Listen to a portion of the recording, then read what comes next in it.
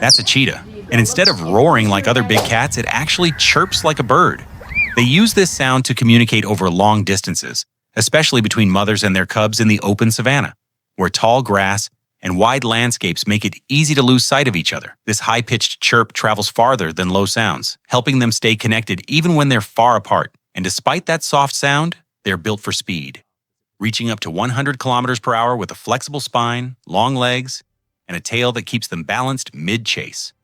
But they can only maintain that speed for about 20 to 30 seconds before overheating and needing to recover.